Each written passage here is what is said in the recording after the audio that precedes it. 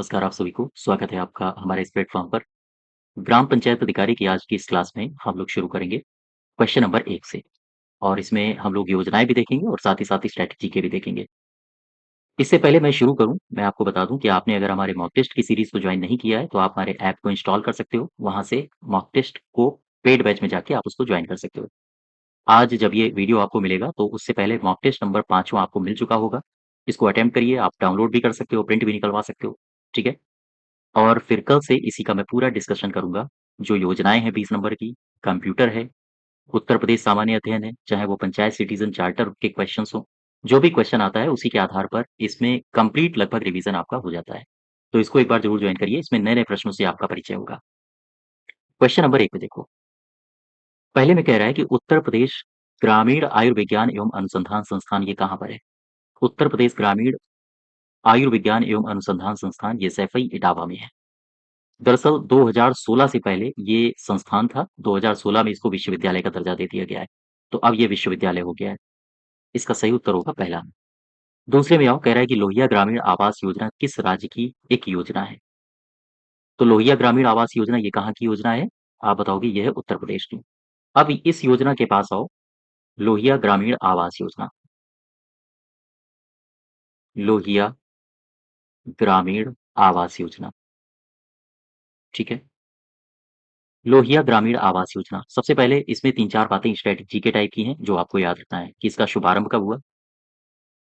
इसे शुरू किया गया मार्च 2013 में। मार्च 2013 में सरकार थी अखिलेश जी की और उस समय इसको शुरू किया था अखिलेश यादव ने। अखिलेश यादव, ठीक है? कहाँ से शुरू किया? अगर आपसे स्थान पूछ ले कि किस स्थान से शुरू किया है, तो उन्नाव से शुरू किया। विकास खंड इसका सिकंदरपुर है, सिकंदरपुर, सिरमौसी और गाँव है बंधनपुर, बंधनपुर। यहाँ से इन्होंने शुरू किया था इस योजना को। और इसमें कितनी राशि दी जाती है? अगर आपसे राशि के बारे में पूछे, ये है लोहिया आवास योजना अर्थात आवास के लिए इसमें कितनी राशि आवंटित की जाती है?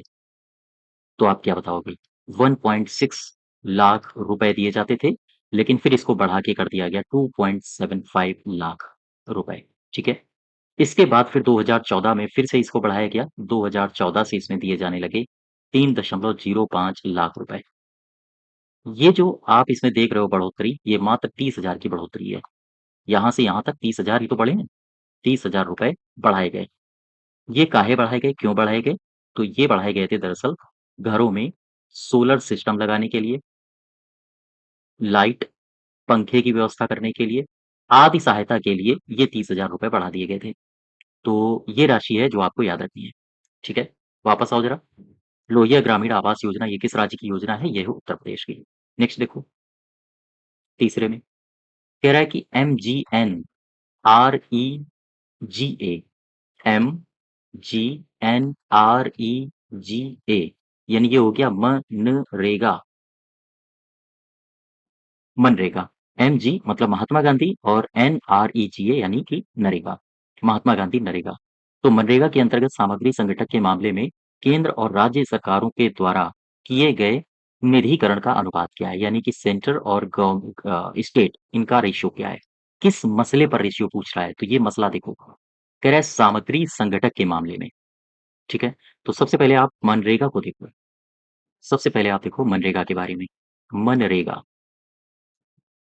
MG, महात्मा गांधी, नरेगा, ठीक है? मनरेगा इसका पूरा नाम क्या है? महात्मा गांधी राष्ट्रीय रोजगार गारंटी अधिनियम, गारंटी अधिनियम, ठीक है? महात्मा गांधी राष्ट्रीय रोजगार गारंटी अधिनियम, ये इसका पूरा नाम है। अगर आपसे पूछे इसका शुभारंभ कब हुआ था? तो शुभारंभ इसका इस योजना का हुआ था 2 फरवरी को, 2 फरवरी 2006 को। और ये जो मनरेगा है इसका पूर्व नाम क्या था? पूर्व नाम, पूर्व नाम था नरेगा। नरेगा से मेरा आशय है राष्ट्रीय रोजगार गारंटी योजना, ठीक है? राष्ट्रीय रोजगार गारंटी योजना या गारंटी अधिनियम, नरेगा। इसमें देखो ये शब्द कब जोड़े गए थे? जैसे मैं कुछ बातें आपको यहाँ पर स्पष्ट कर दूँ। ये जो मनरेगा है, मनरेगा अधिनियम, ये कब अस्तित्व में आया? 2005 में। मनरेगा योजना के रूप में कब अस्तित्व में आई? 2006 में। मनरेगा का नाम कब बदला गया? तो 2009 में। ठीक है? बात समझ पा रहे हो? मनरेगा में कितने दिनों का रोजगार दिया जाता है? जो अकुशल श्रमिक होते हैं, अकुशल श्रमिक को रोजगार कितने दिनों का दिया जाता है? रोजगार तो ये दिया जाता है 100 दिनों का, 100 डेज। ठीक है? इसके अलावा देखो, अकुशल जो श्रमिक हैं, जो साधारण इलाकों में रह रहे हैं, उन्हें 100 दिनों का रोजगार दिया जाएगा। लेकिन कुछ ऐसे श्रमिक होते हैं जो सूखा क्षेत्र में रहते हैं, सूखा क्षेत्र में, जो सूखा क्षेत्र में रहते हैं, जनजातीय इलाकों में रहते हैं। तो जनजातीय इलाकों में इनके लिए 150 दिनों की व्यवस्था की गई है। ठीक है? ये सारी बातें याद रखो। अच्छा, ये तो हो गया इसके जो इम्पोर्टेंट फैक्ट्स थे। मनरेगा जब भी कभी योजना चालू की जाएगी तो वो आपके क्षेत्र में चालू की जाएगी, यानी ग्राम पंचायतों में। तो ग्राम पंचायतों की इस योजना के प्रति क्या ज़िम्मेदारी होती है? ध्यान रखो। मनरेगा में ग्राम पंचायतों की भूमिका, ग्राम पंचायतों की भूमिका क्या होती है मनरेगा में?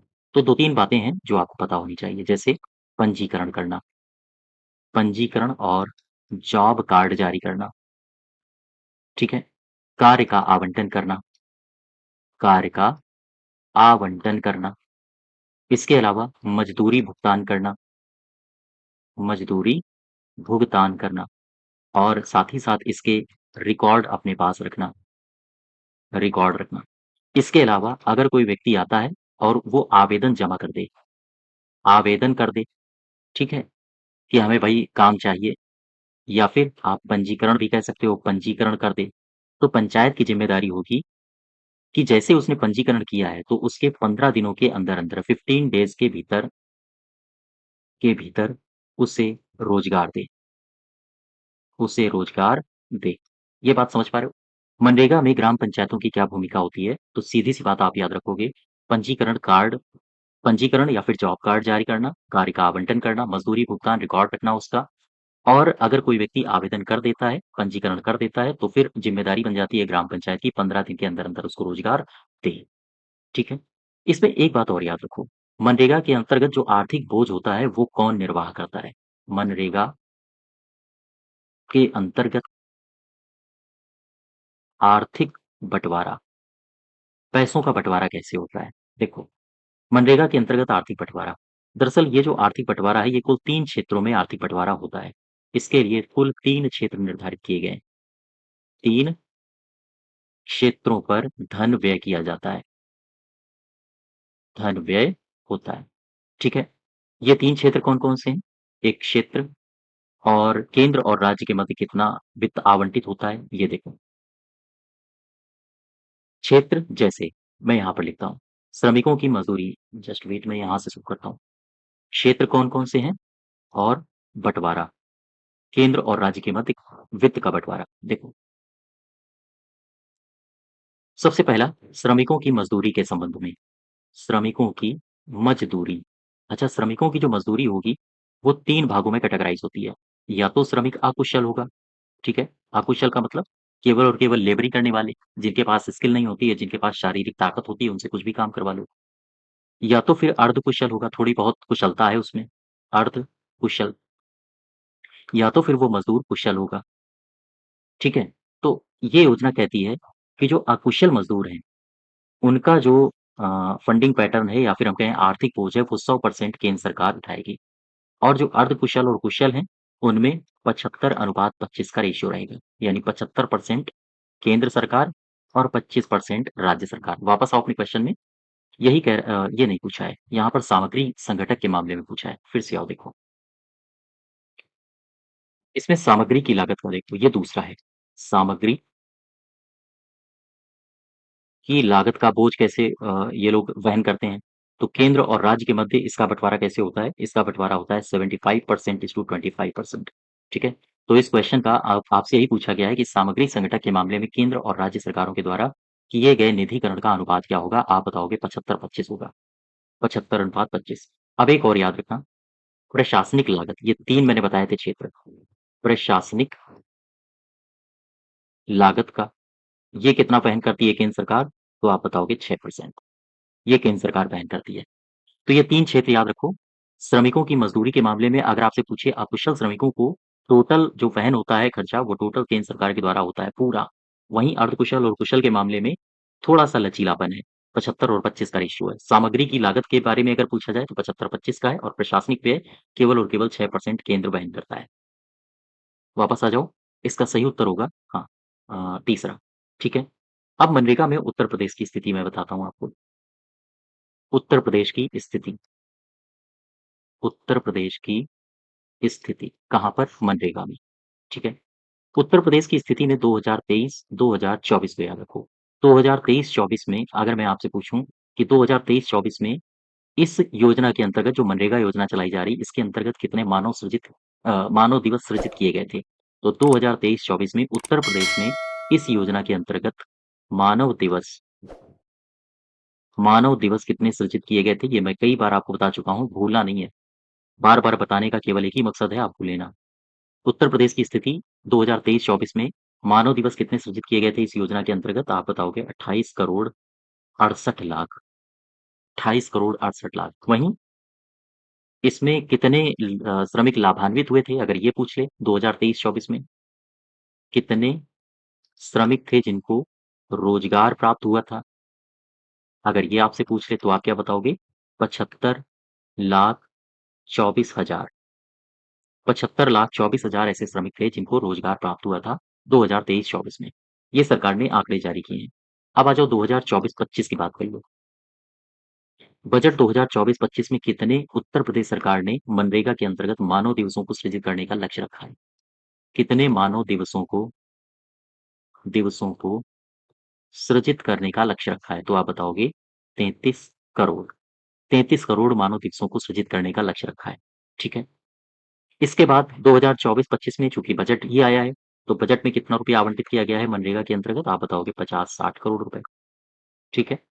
वर्तमान में उत्तर प्रदेश में मनरेगा के अंतर्गत कितनी मज़दूरी मिल रही है? बता सकते हो? वर्तमान में मनरेगा के अंतर्गत मनरेगा के अंतर्गत कितनी मज़दूरी मिल रही है? लगभग ₹237। 237 का मतलब अगर ऑथेंटिक आपसे पूछ ले कि एग्ज़ैक्ट बताओ, तो आप बताओगे 236.36 रुपए पर डे के हिसाब से मिलते हैं। और ये डेटा आपका दिया है भारत सरकार की ग्रामीण विकास मंत्रालय की ऑफ़िशियल वेबसाइट में। ग्रामीण विकास मंत्रालय की वेबसाइट में। आप यहाँ से चेक कर सकते हो। ठीक है? ₹237 वैसे आम तौर पर आप इसको रफ़ली आइडिया में बोल सकते हो, लेकिन अगर आपसे एग्ज़ैक्ट पूछ ले और वो भी ऑथेंटिक डेटा के साथ, तो ग्रामीण विकास मंत्रालय में उत्तर प्रदेश में पर डे के हिसाब से जो मनरेगा मज़दूरी दी जा रही है, वो इतनी दी जा रही है। वो डेटा यहाँ पर इतना दिया है। ठीक है? 236.36 यहाँ तक क्लियर हुआ? तो ये सारी बातें आप याद रखो मनरेगा से संबंधित। एक बार फिर रिवीज़न कर लो। मनरेगा महात्मा गांधी राष्ट्रीय रोजगार गारंटी अधिनियम है। शुभारंभ कब हुआ? 2 फरवरी 2006। पहले इसको राष्ट्रीय ग्रामीण रोजगार गारंटी योजना कहा जाता था।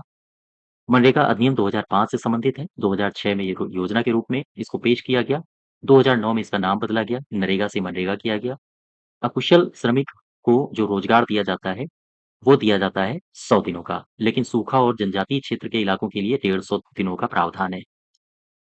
वहीं मनरेगा में ग्राम पंचायतों की जो भूमिका होती है, वो क्या होती है? तो पंजीकरण करना, जॉब कार्ड जारी करना, कार्य का आवंटन करना, मज़दूरी, भुगतान और रिकॉर्ड रखना। आवेदन अगर कोई व्यक्ति कर देता है या पंजीकरण कर देता है, तो 15 दिनों के अंदर-अंदर उसको रोजगार दिया जाए। साथ ही साथ मनरेगा के अंतर्गत आर्थिक बँटवारा किस हिसाब से किया गया है? तो अकुशल अगर श्रमिक है, तो उसे 100% मज़दूरी केंद्र की ओर से आएगी। अर्धकुशल, कुशल है तो 75-25 के रेशियो में बँटेगा। सामग्री की लागत का 75-25 के रेशियो में बँटेगा और प्रशासनिक लागत 6% केंद्र वहन करेगा। उत्तर प्रदेश की स्थिति मनरेगा में क्या है? तो 2023-24 में मानव दिवस कितने सृजित किए गए? 28 करोड़ 68 लाख। वहीं कितने श्रमिकों को रोजगार दिया गया? 75 लाख 24 हज़ार। 75 लाख 24 हज़ार इतने श्रमिकों को लाभान्वित किया गया उत्तर प्रदेश में। 2024-25 में मानव दिवस कितने सृजित किए गए हैं? आप क्या बताओगे? 33 करोड़। कितना रुपया आवंटित किया गया है बजट में? ये मैं बजट की बात कर रहा हूँ। 50-60 करोड़ रुपए। वर्तमान में मनरेगा के अंतर्गत मजदूरी ग्रामीण विकास मंत्रालय भारत सरकार में कितना ऑफिशियल डेटा दिया गया है? 236.36 रुपए और इतना ही दिया जाता है, ठीक है? प्रति व्यक्ति। वापस आ जाओ। इसका सही उत्तर हो जाएगा 75-25। नेक्स्ट देखो, चौथा, मध्याह्न भोजन कार्यक्रम। मिड डे मील प्रोग्राम के अंतर्गत मध्याह्न भोजन को के पकाने, परोसने व उपभोग करने में स्वच्छता का ध्यान रखने के लिए जाँच-पड़ताल कितनी आवृत्ति पर करनी चाहिए? कितनी आवृत्ति का मतलब है खाना परोसना है, स्वच्छता पर ध्यान देना है तो दैनिक इसकी होती है। दैनिक जाँच होती है, दैनिक सही होगा, है ना? मध्याह्न भोजन योजना के अंतर्गत खाना पकाने में, परोसने में, उपभोग करने में स्वच्छता का ध्यान रखने के लिए आवृत्ति क्या होनी चाहिए? दैनिक होनी चाहिए। ऐसा तो है नहीं एक बार खाना बना लिया इसके बाद स्वच्छता 15 दिन बाद होगी, है ना? किचन का कबाड़ा हो जाएगा पूरा-पूरा, ठीक है? तो ये दैनिक होता है। अच्छा चौथे में आप ये जो मध्याह्न भोजन योजना है, इसके इतिहास के बारे में थोड़ा-सा जानो। भारत के स्कूलों में मध्याह्न भोजन योजना भारत के भारत के स्कूलों में मध्याह्न भोजन योजना, ठीक है? ये इस योजना को सबसे पहले कहाँ से शुरुआत किया गया था? दरअसल योजना नहीं शुरू हुई थी, बस ये एक प्रयोग के तौर पर शुरू हुआ था, वो भी मद्रास से। ये रहा आपका नीचे है मद्रास, ठीक है? मैं बात कर रहा हूँ 1929 की। 1929 में मद्रास में जो नगर निगम था, नगर निगम में मध्याह्न भोजन कार्यक्रम को शुरू किया गया था यहीं पर बच्चों के लिए। तो सबसे पहले अगर आपसे पूछा जाए भारत में कब से इसकी शुरुआत मानी जाती है 1929 से 1925 से 1925 1925 से, ठीक है? 1925 में मद्रास में या हम कहें मद्रास नगर निगम तो ज़्यादा बेहतर रहेगा। मद्रास नगर निगम में मध्याह्न भोजन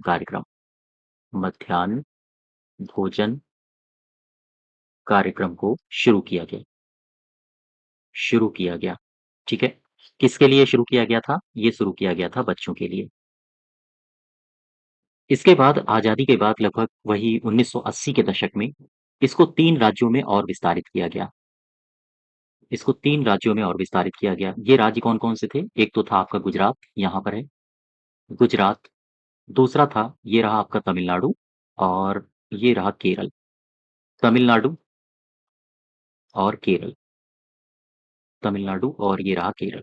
तो ये 3 राज्य ऐसे थे जहाँ पर इसको विस्तारित किया गया और यहीं पर आपने देखा होगा आंध्र प्रदेश, तमिलनाडु, केरल में एक यूटी है जिसको बोलते हैं पुडुचेरी, पुडुचेरी। यानी एक यूटी में और 3 राज्यों में इसको और विस्तारित किया गया। ये कब की बात है? ये है 1980 की बात। 1980 के दशक में इसे गुजरात ये अपने-अपने स्तर पर शुरू कर रही हैं, अभी केंद्र का इसमें कोई योगदान नहीं है। इसमें गुजरात, तमिलनाडु तमिलनाडु और केरल और साथ ही साथ एक जो यूटी है, उसका नाम है पुडुचेरी पुडुचेरी, ठीक है? इन 4 जगहों पर इसको शुरू किया गया। 1980 के दशक में गुजरात, तमिलनाडु, केरल और पांडिचेरी में इसे शुरू किया गया। इसके बाद तो मानो बाढ़ सी आ गई। 1990-91 का वो दौर था, जब इस योजना को 11 राज्यों ने अपने यहाँ अपना लिया। तो 11 राज्यों ने जब अपनाया तो केंद्र को लगा कि हाँ, अब इस कार्यक्रम को हमें शुरू करना चाहिए। तो 15 अगस्त 1995 को पोषण सहायता का राष्ट्रीय कार्यक्रम फिर केंद्र सरकार ने लॉन्च कर दिया। तो ध्यान रखिएगा 1990 1991 1990-91 को या हम कहें 1990-91 आते-आते या तक इस गतिविधि को कौन-सी गतिविधि हो रही थी? जो ये दोपहर में बच्चों को भोजन खिलाना स्कूलों में, इस गतिविधि को अपनाने वाले राज्यों की संख्या 11 हो गई। राज्यों की जो संख्या थी, वो 11 तक चली गई। अब ऐसी स्थिति में केंद्र सरकार ने सोचा कि ठीक है, अब इस योजना की ज़्यादा डिमांड है, तो मुझे इस योजना को लॉन्च कर देना चाहिए अर्थात 15 अगस्त 1995 की वो तारीख थी, जब केंद्र सरकार ने सहायता का पोषण सहायता का राष्ट्रीय कार्यक्रम शुरू किया। ये बात आप समझ पा रहे हैं मतलब? इसका लक्ष्य क्या था? जब सरकार ने इसको शुरू किया तब इसका कुछ न कुछ लक्ष्य होगा। इसका लक्ष्य था जो प्राथमिक शिक्षा होती है, उसमें बच्चे पहले आते नहीं थे। तो योजना ये बनाई गई कि अच्छा अब अगर इनको स्कूल में ही अन्न वगैरह दिया जाएगा, तो ये फिर इनकी उपस्थिति भी स्कूल में बढ़ेगी और साथ ही साथ चूँकि जब अन्न वगैरह दिया जाएगा, पोषण दिया जाएगा तो फिर इनकी जो कुपोषण के शिकार होते हैं बच्चे वो नहीं होंगे। तो इसमें 2 लक्ष्य निर्धारित किए गए। एक तो प्राथमिक शिक्षा में नामांकन और साथ ही साथ उपस्थिति बढ़ाना। दूसरा इसमें लक्ष्य क्या निर्धारित किया गया? दूसरा इसमें लक्ष्य निर्धारित किया गया कि बच्चों में पोषण स्तर को सुधारना। बात समझ पा रहे हो? तो ये योजना कब से शुरू है? 15 अगस्त 1995 से। अब यहाँ से 3-4 बातें आप याद रखो, नोट बना के। ये जो योजना है मध्याह्न भोजन योजना, इसका नोडल मंत्रालय कौन है या नोडल एजेंसी कौन है? तो आप बताओगे नोडल एजेंसी है शिक्षा मंत्रालय। दूसरी बात आप क्या रखोगे? याद अब इस योजना को मध्याह्न भोजन योजना नहीं कहा जाता है। अब इसका नाम परिवर्तन हो गया है 2021 से इसका नाम परिवर्तित कर दिया गया। ठीक है? नाम परिवर्तित होके क्या रखा गया है? इसका नाम रखा गया है पीएम पोषण। पीएम पोषण, ये नाम रखा गया है। इसका अगर हिंदी में नाम पूछ ले तो आप बताओगे प्रधानमंत्री पोषण शक्ति निर्माण योजना। ये इसका वास्तविक नाम है। यानी वर्तमान में नाम है इसका पीएम पोषण। ठीक है? अब देखो इसमें क्या-क्या इसकी विशेषताएँ हैं। इसमें कुछ विशेषताएँ हैं जो आपको पता होनी चाहिए और ये विशेषताएँ ध्यान रखिएगा आपके एग्ज़ाम में आ सकती हैं। विशेषताएँ क्या हैं? चूँकि कैलोरी से संबंधित है और ग्रामीण क्षेत्र के जो बच्चों में कुपोषण हो रहा है, उनकी स्थिति को सुधारने से संबंधित है, इसलिए आप ध्यान रखो। प्राथमिक स्तर पर प्रत्येक बच्चे को कितना प्रोटीन दिया जाएगा, इससे संबंधित मानदंड हैं। केवल 2 मानदंड आपको याद रखने हैं। क्या विशेषता है इसकी? विशेषता इस योजना की प्राथमिक स्तर पर प्राथमिक स्तर पर प्रत्येक बच्चे को प्रत्येक बच्चे को ध्यान दो, 2 चीज़ें याद रखनी है। कैलोरी की मात्रा कितनी होगी? 450 और प्रोटीन की मात्रा कितनी होगी? प्रोटीन की मात्रा होगी 12 ग्राम। प्रोटीन की मात्रा होगी 12 ग्राम। ठीक है? इतनी 12 ग्राम प्रोटीन और 450 कैलोरी इसको ऊर्जा देना। ठीक है? अब एक स्थिति तो ये हो गई कि प्राथमिक स्तर पर प्रत्येक बच्चे को 450 कैलोरी और 12 ग्राम प्रोटीन उपलब्ध कराना। ये स्थिति हो गई। दूसरी स्थिति क्या है? ये तो प्राथमिक स्तर है। उच्च प्राथमिक स्तर में क्या यही कैटेगरी है? अगर आपसे उच्च प्राथमिक स्तर के बारे में पूछ दे, उच्च प्राथमिक स्तर उच्च प्राथमिक स्तर। अब उच्च प्राथमिक स्तर में कितनी कैलोरी होनी चाहिए और कितना प्रोटीन होना चाहिए बच्चों के लिए? तो कैलोरी की मात्रा होनी चाहिए 700 और प्रोटीन होना चाहिए 20 ग्राम। बात समझ पाए? ये दोनों कंडीशंस आप याद रखो। इसकी क्या विशेषता है? प्राथमिक स्तर पर प्रत्येक बच्चे को 450 कैलोरी और 12 ग्राम प्रोटीन उपलब्ध कराना। साथ ही साथ उच्च प्राथमिक स्तर पर 700 कैलोरी प्रत्येक बच्चे को और 12 नहीं, यहाँ पर 20 ग्राम प्रोटीन उपलब्ध कराना। प्राथमिक स्तर पर 12 ग्राम प्रोटीन है और उच्च प्राथमिक स्तर पर 20 ग्राम प्रोटीन है। ये लक्ष्य निर्धारित किया गया है। ये इसकी विशेषता है। ठीक है? ये जो अभी तक आपने देखा है, ये पूरा का पूरा आपको इन्फॉर्मेशन केंद्रीय स्तर पर दी गई है। अब मिड डे मील को उत्तर प्रदेश के परिप्रेक्ष्य में समझो। उत्तर प्रदेश के परिप्रेक्ष्य में मिड डे मील। अगर आपसे पूछे कि मुझे बताओ उत्तर प्रदेश में पका-पकाया भोजन प्राथमिक विद्यालयों में कब से दिया जा रहा है? सबसे पहला प्रश्न। तो आप बताओगे 1 सितंबर 2004। इस तारीख को याद रखना।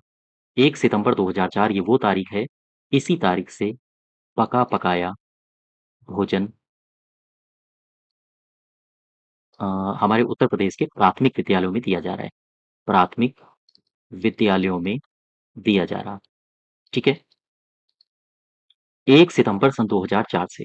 अब उत्तर प्रदेश में एक प्राधिकरण और याद रखो मध्याह्न भोजन योजना से ही संबंधित एक प्राधिकरण बनाया गया था, जिसे कहा जाता है मध्याह्न भोजन प्राधिकरण। ये कब बना? तो आप बताओगे अक्टूबर 2006 में। ये वर्ष याद रखो और ये महीना याद रखो, अक्टूबर 2006 में बना था। वहीं अगर आपसे पूछे कि उत्तर प्रदेश में पका-पकाया भोजन प्राथमिक विद्यालयों में कब से दिया जा रहा है? तो 2 साल पहले यानी कि 2004 से 1 सितंबर 2004 से और प्राधिकरण कब बना है? 2006 में। ठीक है? एक बात यहाँ से मैं आपको बताता हूँ, उत्तर प्रदेश का राज्यांश क्या है? भोजन पकाने के लिए जो परिवर्तन लागत आती है, उसमें उत्तर प्रदेश का स्तर क्या है? उत्तर प्रदेश का राज्यांश क्या है? भोजन पकाने में पकाने के लिए परिवर्तन लागत। भोजन पकाने के लिए परिवर्तन लागत। यहाँ 2 कैटेगरी याद रखो, प्राथमिक स्तर और उच्च प्राथमिक स्तर। उच्च प्राथमिक स्तर, ठीक है? प्राथमिक स्तर पर जो प्रति छात्र प्रतिदिन खर्चा आता है, वो आता है ₹4 4.97 का। ये जो परिवर्तन लागत है, वो है और इसमें उत्तर प्रदेश यानी राज्यांश कितना है? 1.99 ये होता है राज्यांश, ठीक है? वहीं अगर उच्च प्राथमिक स्तर की बात करेगा, तो उच्च प्राथमिक स्तर में कितना रुपया आता है? ₹7.45 प्रति छात्र प्रतिदिन के हिसाब से परिवर्तन लागत आती है। इसमें राज्यांश कितना है? तो इसमें राज्यांश है ₹2.98, ठीक है? ₹2.98। प्राथमिक स्तर पर राज्यांश ₹1.99 है, जबकि उच्च प्राथमिक स्तर पर राज्यांश कितना है? उच्च प्राथमिक स्तर पर राज्यांश है ₹2.98। ये तो बात हो गई भोजन पकाने के लिए जो परिवर्तन लागत है। अब सबसे इम्पोर्टेंट देखो, योजना में पंचायत की भूमिका, ये जो मध्याह्न भोजन योजना चल रही है, इस योजना में पंचायत की भूमिका, ठीक है? इस योजना में पंचायत की भूमिका क्या होती है? तो आप 2-3 बातें यहाँ से याद रखोगे। भोजन का जो भी निर्माण कार्य होता है, उसको सामग्री प्रदान करना, ये सारा का सारा काम पंचायतों का होता है। वार्ड के सभासदों का होता है और खाद्यान्न उपलब्ध कराना, ये पूरा का पूरा काम आपकी पंचायतों का होता है, ठीक है? ग्राम पंचायत स्तर पर इसके लिए समितियाँ भी बनाई जाती हैं। भोजन ठीक-ठाक तरीके से सुनिश्चित व्यवस्था से पकाया जाए और बच्चों को उपलब्ध कराया जाए। यही सारे तो काम होते हैं प्रधान के और काम ही क्या है प्रधान के, है ना? तो इसमें 2-3 बातें आप लिख लो जो पंचायतों से संबंधित हैं। जैसे भोजन निर्माण का कार्य, निर्माण का जो भी कार्य होता है उसकी जो देख-रेख होती है, देख-रेख ये कौन करता है? ये ग्राम पंचायतें करती हैं। ग्राम पंचायतें और वार्ड के सभासद, सभासद, ठीक है? ये लोग करते हैं। यानी भोजन का निर्माण से मेरा आशय ये नहीं है कि जहाँ भोजन बन रहा है वहाँ पे प्रधान खड़ा ही रहेगा, ऐसा कुछ नहीं है। बात जो मैं कहना चाहता हूँ वो समझो। भोजन के निर्माण का जो भी कार्य होता है जैसे सामग्री प्रदान करना, ठीक है? जो प्रधान होता है वो खाद्यान्न उपलब्ध कराता है और ये जो खाद्यान्न होता है वो एफसीआई के द्वारा आता है निःशुल्क रूप से। और इसके अलावा ये तो हो गई गाँव स्तर की बात। अगर नगर क्षेत्र की बात करें, तो जो नगर क्षेत्र होते हैं, नगर क्षेत्रों में भोजन बनाने का कार्य भोजन बनाने का जो कार्य होता है, वो स्वयंसेवी संस्थाएँ करती हैं। स्वयंसेवी संस्थाएँ करती हैं।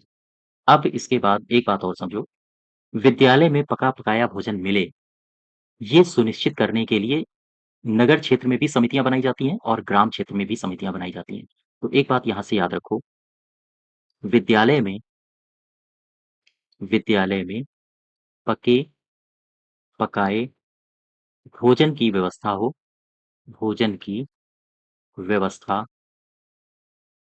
सुनिश्चित हो। इसके लिए क्या होगा? इसके लिए 2 क्षेत्र याद रखो। नगर क्षेत्र पर क्या होगा और ग्राम पंचायत स्तर पर क्या होगा? ग्राम पंचायत स्तर पर। नगर क्षेत्र में वार्ड समिति बनाई जाती है, वार्ड समिति बनेगी, ठीक है? और ग्राम पंचायत स्तर पर यहाँ पर पंचायत समितियाँ बनाई जाती हैं, पंचायत समितियाँ बनेंगी, ठीक है? वही मैंने यहाँ पर लिखा है कि भोजन का जो निर्माण होता है, निर्माण कार्य होता है, उसकी देख-रेख के लिए ग्राम पंचायतें या वार्ड के सभासद, इनकी निगरानी में ये सारा का सारा होता है। ये बातें आप समझ पा रहे हो? अब इसके अलावा एक बात और समझो, ये जो जनपद स्तर होता है, जनपद स्तर में योजना का जो पर्यवेक्षण होता है, पर्यवेक्षण अधिकारी किसे कहा जाता है? मध्याह्न भोजन योजना के अंतर्गत। जनपद स्तर पर स्तर पर योजना का पर्यवेक्षक अधिकारी या पर्यवेक्षण अधिकारी, ये कौन होता है? ज़ाहिर-सी बात है जनपद स्तर की बात हो रही है, तो जनपद स्तर में मध्याह्न भोजन योजना के संबंध में पर्यवेक्षण अधिकारी कौन होगा?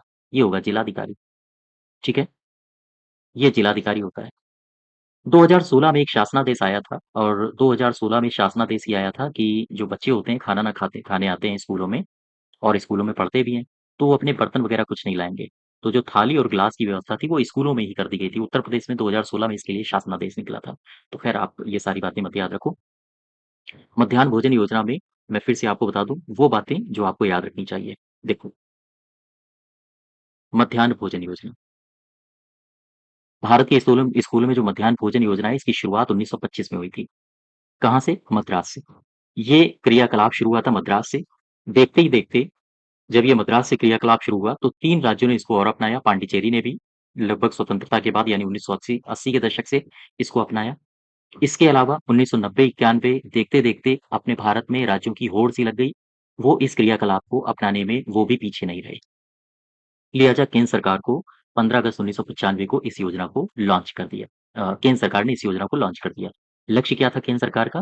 प्राथमिक शिक्षा में नामांकन हो, क्योंकि अब आप जब स्कूलों में ही खाना-आना दोगे या फिर स्कूलों में ही जब आप अन्न का बँटवारा करोगे तो फिर उस स्थिति में बच्चे आएँगे, घरवाले भी बच्चों को भेजेंगे कि ठीक है वैसे भी गरीबी आप जाओ स्कूल में और वहाँ से गल्ला लेके आओ या फिर खाना वगैरह वहीं खा के आओ।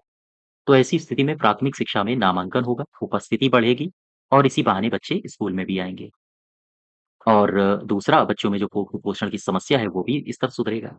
इस लक्ष्य को साधते हुए 1995 से योजना शुरू की गई। इसकी नोडल एजेंसी क्या है? शिक्षा मंत्रालय है। 2021 से इसका नाम परिवर्तन कर दिया गया है। अब इसका नाम पीएम पोषण है, प्रधानमंत्री पोषण शक्ति निर्माण योजना। इसके अलावा इसकी कुछ विशेषताएँ हैं जो आपको याद रखनी है। ये 2 विशेषताएँ बहुत इम्पोर्टेंट है आपके लिए, ठीक है? यहाँ से अगर क्वेश्चन बनाया तो फिर छूट सकता है। याद रखना और काफ़ी ईज़ी है याद रखना। प्राथमिक स्तर पर प्रत्येक बच्चे को कितनी कैलोरी और कितना प्रोटीन दिया जा रहा है? वहीं अगर आपसे पूछे उच्च प्राथमिक स्तर पर कितना कैलोरी और कितना प्रोटीन देने का टारगेट है? तो प्राथमिक स्तर पर 450-12 450-12 और यहाँ पर 720 ऐसे याद रखो 720 ऐसे याद रखो 450-12 यहाँ पर 450 कैलोरी है और 12 प्रोटीन है, यहाँ पर 700 कैलोरी है और 20 प्रोटीन है, ठीक है? फिर मैंने आपको उत्तर प्रदेश के बारे में बताया, उत्तर प्रदेश में पका-पकाया भोजन कब से दिया जा रहा है प्राथमिक विद्यालयों में? ये तारीख याद रखना 1 सितंबर 2004 से, ठीक है? उत्तर प्रदेश में मध्याह्न भोजन प्राधिकरण कब बना था? इस योजना के अंतर्गत 2006 में। वहीं भोजन पकाने में परिवर्तन लागत क्या है? राज्यांश क्या है? 1.99 प्राथमिक स्तर पर और उच्च प्राथमिक स्तर पर राज्यांश क्या है? 2.98 इसको आप छोड़ सकते हो, आपकी मर्ज़ी है, याद रखो या ना रखो, ठीक है? लेकिन ये बातें आप ज़रूर याद रखना यहाँ से। योजना में पंचायत की भूमिका क्या होती है? जो भोजन का निर्माण कार्य होगा उसकी देख-रेख कंप्लीट ज़िम्मेदारी किसकी होती है? ये होती है ग्राम पंचायतों की और प्रधान यही खाद्यान्न उपलब्ध करवाता है। नगर क्षेत्रों में भोजन बनाने के जो कार्य होता है, वो स्वयंसेवी संस्थाएँ उठाती हैं। साथ ही साथ विद्यालय में जो पके-पकाए भोजन की व्यवस्था सुनिश्चित करने के लिए 2 समितियाँ, नगरीय क्षेत्र के लिए वार्ड समिति और ग्राम पंचायत स्तर पर पंचायत समिति बनाई जाती है। जनपद स्तर पर योजना का पर्यवेक्षण कौन करता है? ये जो योजना है मध्याह्न भोजन योजना, ये इसका पर्यवेक्षण करता है जिलाधिकारी। ठीक है? यहाँ तक कंप्लीट हो गया और इसके बाद मैंने एक जानकारी और आपको दी, कौन-सी 2016 में उत्तर प्रदेश सरकार ने कहा है कि आप जो बच्चों से कहा है कि आप लोग थाली-वाली आपको स्कूल में ही दी जाएगी, है ना? ये शासनादेश निकाला गया था। तो ख़ैर, उत्तर प्रदेश से संबंधित ये सारी जानकारियाँ थी। तो इसका सही उत्तर हो जाएगा 2 पार्ट ऑप्शन नंबर 2 ठीक है? एक योजना मुझे और याद आ रही है, मैं आवास से संबंधित बता दूँ, इंदिरा आवास योजना, इंदिरा आवास योजना। इंदिरा आवास योजना में 2-3 बातें आप याद रखो 2-3 बातें नहीं, ख़ैर मैं इंदिरा आवास योजना को पूरा समझाता हूँ आपको। यहाँ से कौन-कौन से क्वेश्चन्स बन सकते हैं। सबसे पहले आप ये समझो कि ये शुरू कब हुई थी? तो ये शुरू हुई थी 1985, 1986 में। 1985-86 में इसे शुरू किया गया, ठीक है? इसे शुरू किया गया। अब 1985-86 में जब इसको शुरू किया गया था, तो इसको स्वतंत्र रूप से नहीं शुरू किया गया था, ध्यान रखिएगा। ये योजना शुरू की गई थी एक योजना के अंतर्गत। वो कौन योजना थी? वो थी आरएलईजीपी। आरएलईजीपी का मतलब होता है ग्रामीण रूरल लैंडलेस यानी भूमिहीन रोजगार यानी एम्प्लॉयमेंट गारंटी प्रोग्राम, गारंटी कार्यक्रम। इसका मतलब है ग्रामीण भूमिहीन रोजगार गारंटी कार्यक्रम, गारंटी कार्यक्रम। ध्यान दो, इस कार्यक्रम के तहत इंदिरा आवास योजना को शुरू किया गया था। मैं फिर से समझा रहा हूँ, ध्यान दो। इस योजना के तहत इंदिरा आवास योजना को 1985-86 में शुरू किया गया, ठीक है? यानी कि इंदिरा आवास योजना किसकी उप-योजना थी? तो इस योजना की एक उप-योजना थी इंदिरा आवास योजना। बात समझ पाए? इसके बाद हुआ क्या? 1989 में एक नई योजना शुरू कर दी गई केंद्र सरकार के द्वारा, 1989 में। 1989 में एक योजना ये शुरू की गई, इसका नाम था जवाहर रोजगार योजना। जवाहर रोजगार योजना। और जब केंद्र सरकार ने जवाहर रोजगार योजना को शुरू किया, तो इस योजना के तहत 2 योजनाओं को इसमें शामिल कर दिया गया। ये कौन-सी 2 योजनाएँ थीं? एक योजना थी यही वाली जो मैंने पीछे लिखा है आरएलईजीपी। आरएलईजीपी। आरएलईजीपी का मतलब क्या है? ग्रामीण भूमिहीन ग्रामीण भूमिहीन रोजगार गारंटी कार्यक्रम। गारंटी कार्यक्रम, ठीक है? और एक योजना थी राष्ट्रीय ग्रामीण रोजगार कार्यक्रम। ध्यान दो, जवाहर रोजगार योजना कब शुरू हुआ? 1989 में। इस रोजगार योजना में कौन-कौन सी योजनाओं को शामिल करके ये योजना शुरू की गई है? तो 2 योजनाओं को इसमें मर्ज कर दिया गया था। आरएलईजीपी और राष्ट्रीय ग्रामीण रोजगार कार्यक्रम, दोनों को जोड़ के ये योजना अस्तित्व में आई। अब मुझे बताओ, ये जो योजना आप पढ़ रहे थे इंदिरा आवास योजना, ये इंदिरा आवास योजना इसकी उपयोजना थी? बोलो भाई, आरएलईजीपी की। चूँकि इंदिरा आवास योजना आरएलईजीपी की उपयोजना थी, आरएलईजीपी किसमें शामिल हो गया? जवाहर रोजगार योजना में। तो अब बताओ इंदिरा आवास योजना किसकी उपयोजना बन गई? जवाहर रोजगार योजना की। यहाँ तक बात क्लियर हो गई? तो अब 1989 से जवाहर इंदिरा आवास योजना किसकी उपयोजना थी? जवाहर रोजगार योजना की। बात समझ पा रहे हो? अब इंदिरा आवास योजना के भाग्य कब खुलते हैं? इसका स्वतंत्र रूप से अस्तित्व कब आएगा? स्वतंत्र रूप से इसका अस्तित्व आता है 1 जनवरी 1996 को। ये तारीख वो तारीख है जब इंदिरा आवास योजना को स्वतंत्रता दी गई। स्वतंत्र रूप से शुरू किया गया, ठीक है? तो इंदिरा आवास योजना शुरू तो 1985-86 में हुई है, लेकिन वो एक किसी न किसी योजनाओं की एक उपयोजना या सह योजना के रूप में स्थापित की गई थी। लेकिन एक स्वतंत्र योजना के रूप में 1 जनवरी 1996 से इसको स्वरूप दिया गया। अब जब उन इंदिरा आवास योजना को स्वतंत्र रूप से शुरू किया गया, तो फिर ज़ाहिर-सी बात है, इसमें टारगेट क्या होंगे? इसके लक्ष्य क्या होंगे? हालाँकि लक्ष्य पहले से ही निर्धारित थे।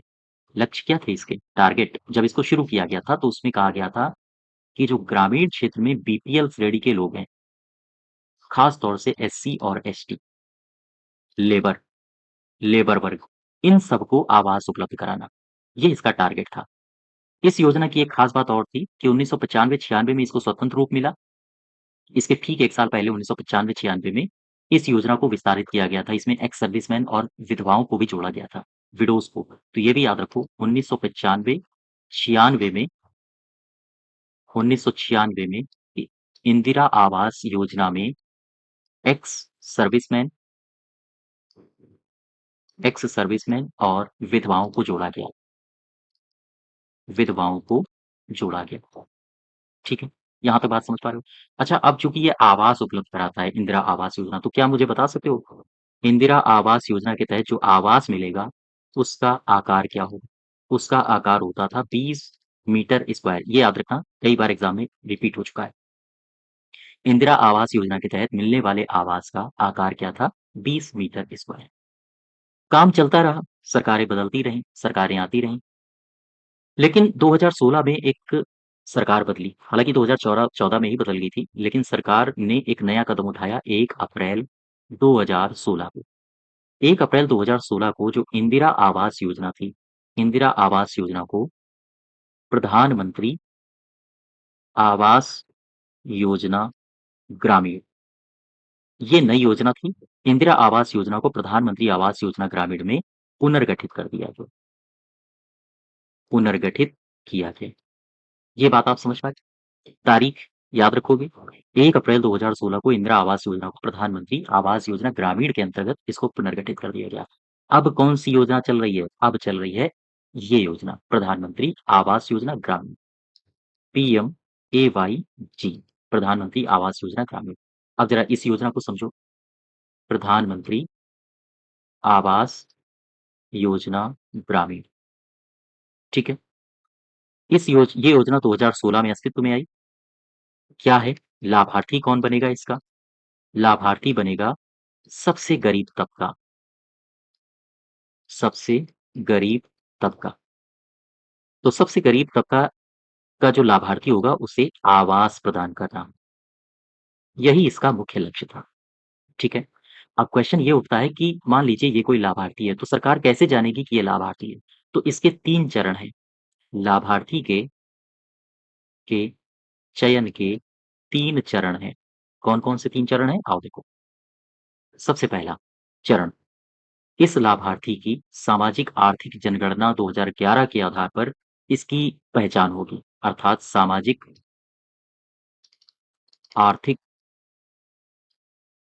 सामाजिक आर्थिक जाति जनगणना 2011 के आधार पर पहचान होगी। दूसरा, ग्राम सभा की मंजूरी भी दी जाएगी। अर्थात अगर ग्राम सभा की मंजूरी नहीं है कि ये व्यक्ति लाभ पाने योग्य है या ये व्यक्ति गरीब है, तो फिर वो इसके लाभ की श्रेणी में नहीं आएगा। तो दूसरा स्टेप क्या होगा? दूसरा स्टेप होगा ग्राम सभा की मंजूरी होनी चाहिए। और तीसरा स्टेप क्या होगा? Geo tagging. इन 3 स्तरों के माध्यम से उसकी पहचान होगी। अब देखो योजना बदल चुकी है। प्रधानमंत्री आवास योजना ग्रामीण की मैं बात कर रहा हूँ। यहाँ पर मकान का आकार कितना हो जाएगा? मकान का आकार, जो व्यक्ति को अभी इंदिरा आवास योजना के तहत मकान मिल रहा था, उसका आकार था 20 मीटर स्क्वायर। उसका आकार था 20 मीटर स्क्वायर। अब आकार कितना होगा? अब आकार होगा 25 मीटर स्क्वायर। ये प्रधानमंत्री आवास योजना ग्रामीण के अनुसार है और ये इंदिरा आवास योजना के अनुसार। इसमें इकाई सहायता क्या होगी? इकाई सहायता राशि कितनी होनी चाहिए? तो ये भी बात ध्यान रखो, अगर मैदानी क्षेत्र है, तो 60/40 के रेशियो में पैसा बटेगा। 60 केंद्र लगाएगा और 40 राज्य लगाएगा। अर्थात 70,000 रुपया पहले दिया जाता था। अब बढ़ा के नरेंद्र मोदी सरकार ने 1,20,000 रुपया कर दिया है। ठीक है? 1.20 लाख रुपए। ये तो मैदानी क्षेत्र की बात हो गई। अगर आपसे पहाड़ी और दुर्गम क्षेत्र की बात करें, दुर्गम क्षेत्र में वित्त कितना आवंटित होता है? तो आप बताओगे 90/10 के रेशियो में। यहाँ पर रुपया कितना दिया जाता है? पहले 75,000 दिया जाता था। अब रुपया बढ़ा के 75,000 से बढ़ा के 1.3 लाख रुपए कर दिया गया है। ठीक है? 75,000, पहले 75,000 था, अब पहाड़ी और दुर्गम क्षेत्र के लिए 1.3 लाख हो गया है और सामान्य मैदानी क्षेत्रों के लिए 1.2 लाख रह गया है। यहाँ तक आप बात समझ पा रहे हो? सारी बातें प्रधानमंत्री आवास योजना की मैं बात कर रहा हूँ। ठीक है? अब एक बात और समझो। अब ये करंट की मैं बात बता रहा हूँ। अभी जो 12 जून 2024 की बात है। 12 जून 2024, हालाँकि सरकार का अगर आप लक्ष्य देखोगे ना, प्रधानमंत्री आवास योजना ग्रामीण के तहत सरकार का जो लक्ष्य था, वो था 2.95 करोड़ आवास बनाना। आवास बनाना, ये फिगर याद रखना। 12 जून 2024 की खबर है, 2024 की खबर है कि 2 खबरें याद रखो। 2.94 करोड़ 2.94 करोड़ घरों को मंजूरी दे दी है सरकार ने, मंजूरी दे दी है। और दूसरी बात याद रखो कि 2.62 करोड़ घर बन चुके हैं। ये सरकार ने अभी जानकारी इसकी दी है 12 जून 2024 को। फिर से समझो, 2.94 करोड़ घरों को मंजूरी प्रदान की गई और 2.62 घर बन चुके हैं। इतने करोड़ घर बन चुके हैं। ठीक है? अब इसमें अन्य लाभ क्या मिलते हैं इस योजना के अंतर्गत? प्रधानमंत्री आवास योजना ग्रामीण के अंतर्गत अन्य लाभ। जब भी कभी आपका घर बनाया जाएगा तो उसमें शौचालय अगर नहीं है, तो वो घर अधूरा है। शौचालय के लिए 12,000 रुपया दिया जाता है। ठीक है? इस योजना के अंतर्गत 90 से 95 श्रम दिवसों की अकुशल मज़दूरी का भी प्रावधान है। अकुशल मज़दूरी का प्रावधान है। बात समझ पा रहे हो? और इसके लिए टोटल कितना रुपया लगभग जनरेट होगा? 18,000 रुपया। इसके लिए लगभग 18,000 रुपया टोटल जनरेट होगा। अच्छा, जब भी कभी घर बनेगा, तो सरकार कहती है केवल हमारा उद्देश्य घर बनाना ही नहीं है, बल्कि एक आम नागरिक को जो गरीब है, निचले वर्ग का है, उसे हर संभव मदद करना। तो जब भी कभी घर बन जाएगा, तो उस घर में सरकार कोशिश करती है कि प्रधानमंत्री उज्ज्वला योजना के तहत एलपीजी कनेक्शन भी दिया जाए। जब भी कभी घर बन जाएगा, तो सरकार ये भी प्रयास करेगी कि जल जीवन मिशन के तहत उस घर में जलापूर्ति की भी व्यवस्था हो। बात समझ पा रहे हो आप हमारी? तो ये सारी की सारी सुविधाएँ एक्स्ट्रा सरकार दे रही है, घर बनवाने के अलावा। फिर से समझो, इस योजना को प्रधानमंत्री इंदिरा आवास योजना ये देखो, इंदिरा आवास योजना मैंने आपको क्या बताया? 1985-86 में शुरू किया गया। किस योजना की उपयोजना थी ये? आरएलईजीपी की। फिर इसके बाद 1989 में जवाहर रोजगार योजना शुरू की गई। आरएलईजीपी और राष्ट्रीय ग्रामीण रोजगार कार्यक्रम दोनों को मर्ज करके इसको शुरू किया गया। तो अभी जो इंदिरा आवास योजना आरएलईजीपी की उपयोजना थी, अब वो जवाहर रोजगार योजना की उपयोजना बन चुकी थी।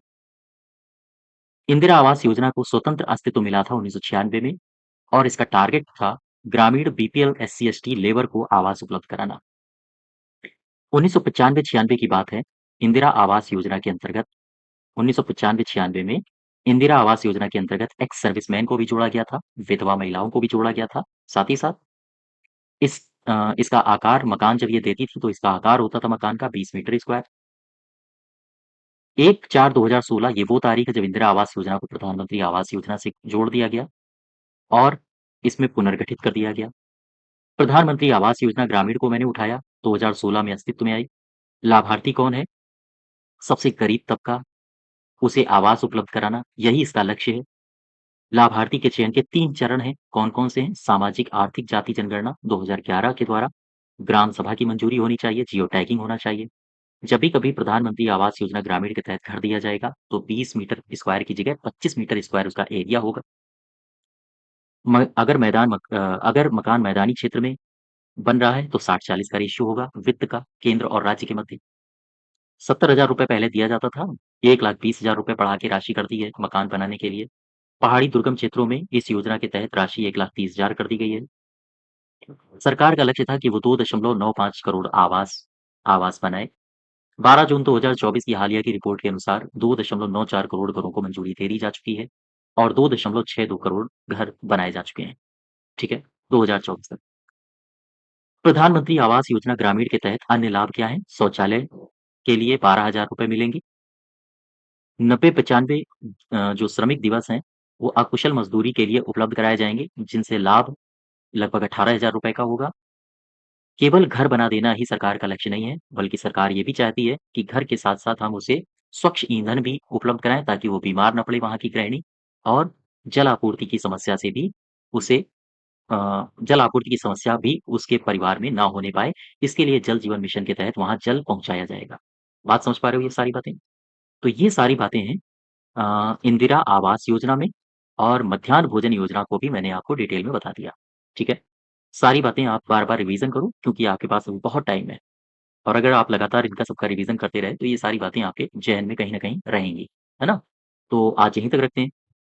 इससे पहले मैं आपको फिर से बता दूँ, मॉक टेस्ट आपने नहीं जॉइन किया है तो आप मॉक टेस्ट को ज़रूर जॉइन करिए। यहाँ से आपको बहुत लाभ मिलेगा। नए-नए क्वेश्चन्स आपको देखने को मिलेंगे बहुत सारे। ठीक है? धन्यवाद।